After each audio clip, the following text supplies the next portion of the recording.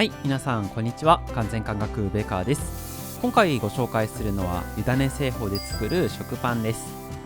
人によっては湯種って聞いたことがあるかもしれませんね。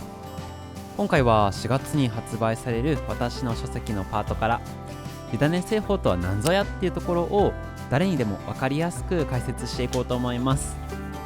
この製法を使ったパンの特徴を一言で言うとすれば、もちもちしっとり柔らかという言葉がふさわしいかと思います。なぜ製法を一つ変えるだけでそうなるのか、これから解説していこうと思います。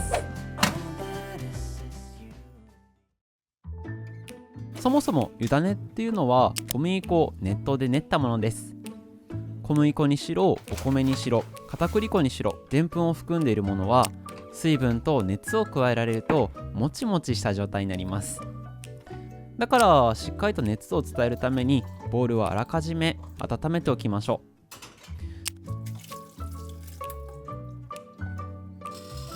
今回の作り方は小麦粉と同じ量の熱湯で湯種を作ります。これが普通の水だったらびっちゃびちゃのべっちゃべちゃな生地になるのですが、熱湯で火を通しながら練ることでしっかりとしたお団子状にまとめることができるんですね。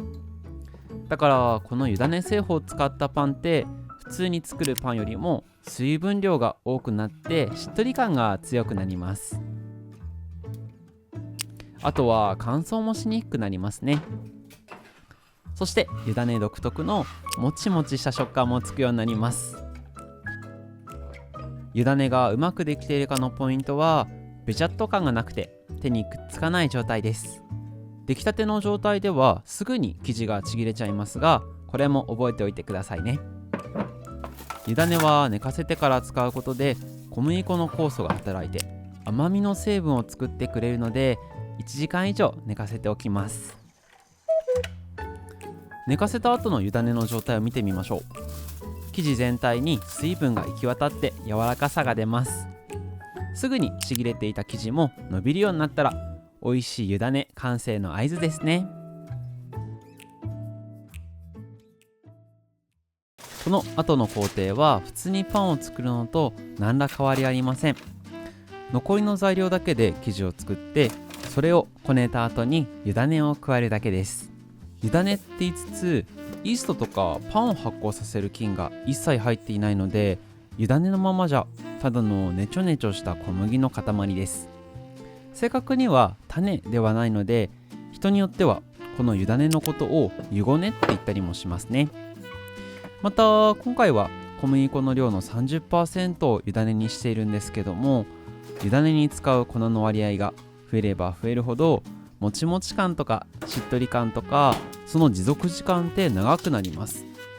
でも一方でその分膨らみが悪くなるので食感が重たくなったり、あんまりボリュームが出ないなんてことも起こるんですよね。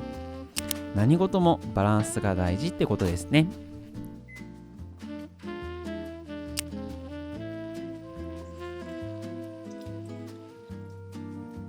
そして生地を作る時の注意点は、よくこねてグルテンのつながりをしっかり作ってそうしておく必要があるんですよね。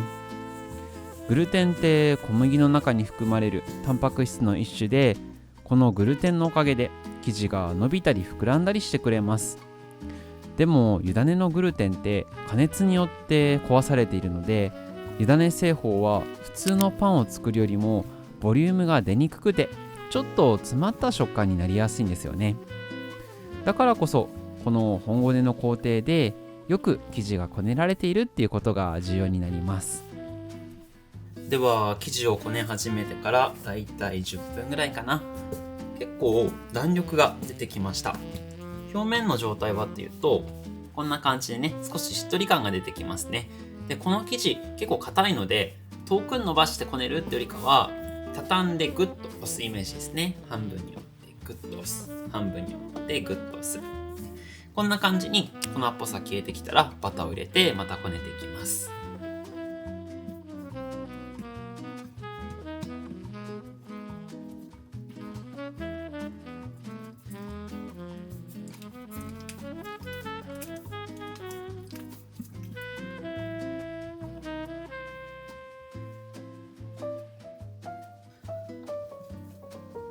それでは5分ほどこねるとバターが生地に馴染んできました。こんな感じですね。油っぽさもないです。そしたら先ほど作った湯種と生地を合わせていきますね。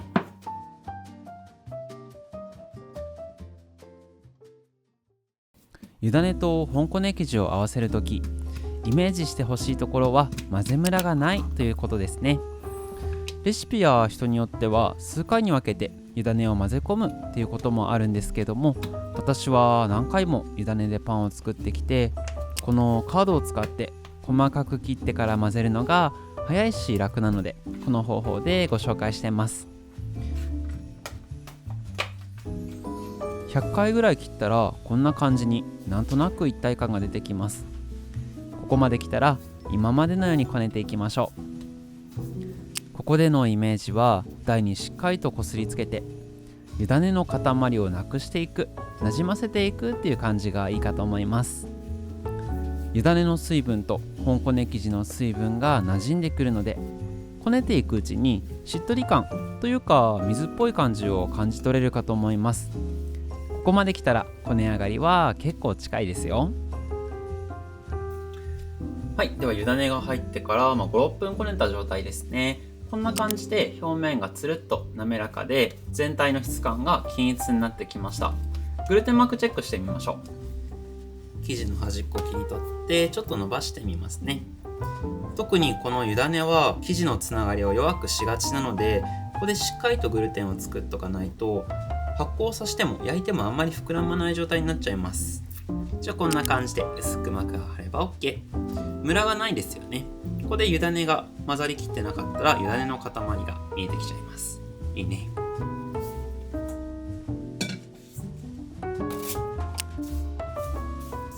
では大きさがしっかりと大きくなるまで発酵させていきます。いってきます。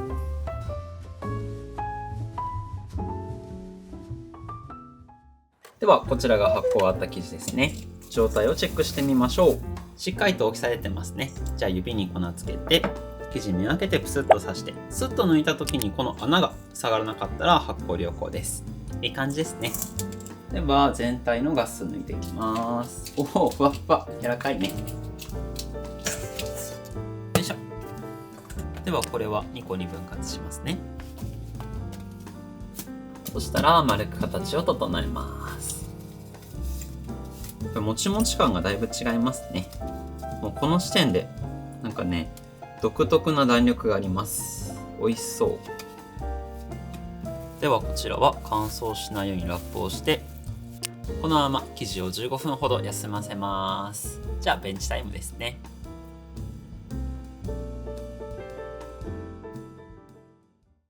それではこの生地を休ませている間に型にバターを塗っていきます。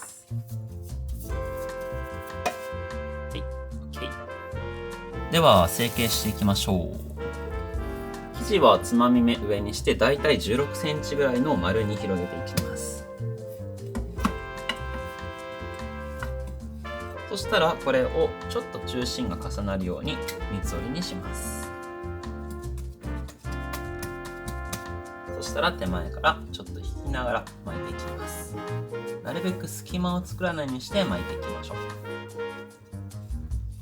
はい、こんな感じにロールができましたら、この巻き終わりの部分は下にした状態でこの型の中に詰めていきます。は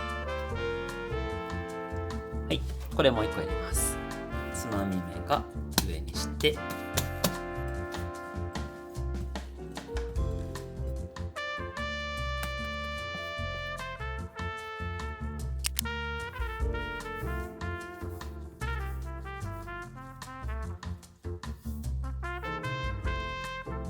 巻き終わりを下にした状態で入れる。はい、これでしっかりとボリュームが出るまで発酵させていきます。じゃあラップはかけときましょうね。では発酵に入れていきます。では発酵が終わる前に予熱を準備しておきましょう。後で焼くパンは天板ごと温めておきましょうね。はい、それでは発酵が終わった生地ですね。見てみましょう。しっかりと高さ出てますよね。で、この湯種パンは焼いてもそこまで大きくはならないので、この発酵の段階でしっかりボリュームが出すことが重要になります。では焼いていきます。では余熱準備できたところでやけどに気をつけて入れていきましょう。スタート。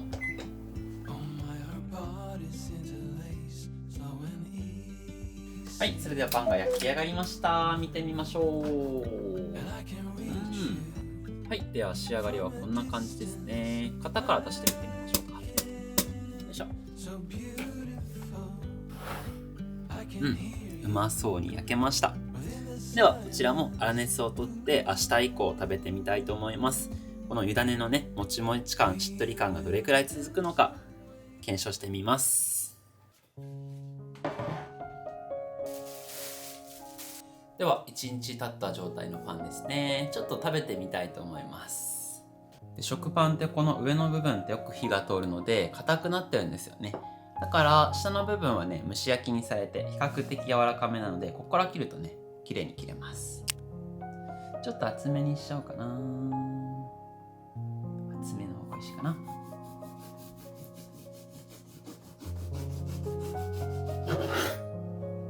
じゃんパンパンだけにパンこの切った感じ、かなり小麦粉のいい香りがしました。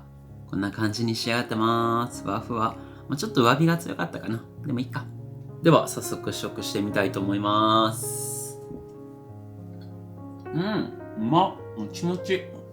パサつきもあんま感じないですね。でこれ湯種作る以外は普通のね食パンと配合は変えてないんですよ。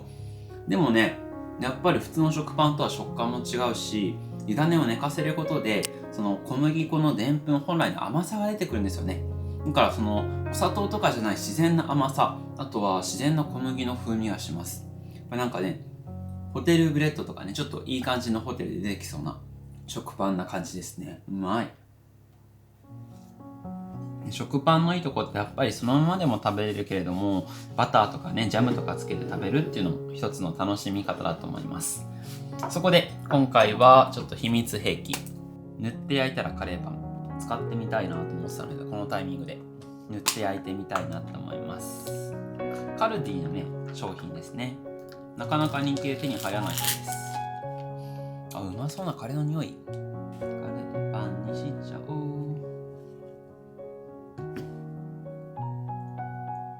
よし。では美味しくなって帰ってきなさい。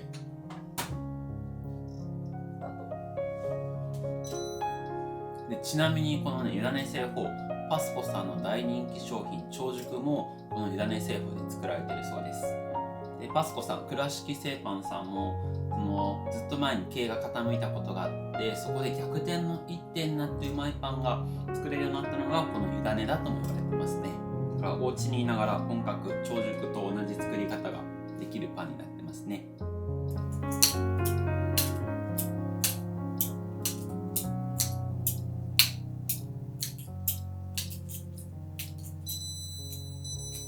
焼けました。香ばしいいい香り。めちゃめちゃカレーパンの匂い。ではいただきます。まだ熱々だけどね。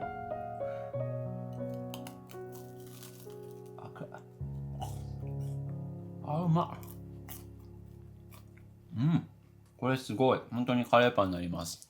でやっぱりこのねフィリングもね美味しいんですけど、やっぱり一番はパンのこのふわふわ感ともちもち感で、湯種を使うとよりねお米に近いっていうか、炊き上がったご飯みたいなもちっとしたね食感があるのでカレーに合う最高の食パンと、ね、最高の組み合わせでしたね。うまっ。ではこの動画では湯種法をご案内したんですけれども、私が新しく出す書籍の方ではこの湯種法ほか中種法とかポリッシュ法、あとオーバーナイト法をね詳しく解説してます。動画ではね一つ一つの特徴しか案内してないんですけれども、本の方では全部がねどういうつながりあるのか、どういう風にしたいときはこの製法がおすすめですよっていうのが分かりやすく体系的に学べるようになってます。普段作ってるパンよりももうワンランク美味しいものが作りたいよとか、もう少し日持ちさせたいなとか、もうちょっと本格的なものを作りたいなっていう風に悩んでる方にぴったりの内容になってます。動画を見ながら作ることもできるとは思うんですけども、どうしてもね作業しながら再生ボタンをいじるのもちょっと大変だと思うので、そういう時に本が1冊あってね、必要なページだけちらっと見られた方が利便性は高いと思うのでね、ぜひ本を持っとくこともおすすめします。買ってくださいでは本日の動画いかがでしたでしょうか。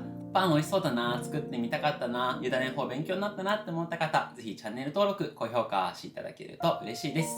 それではまた次回の動画でお会いしましょう。失礼します。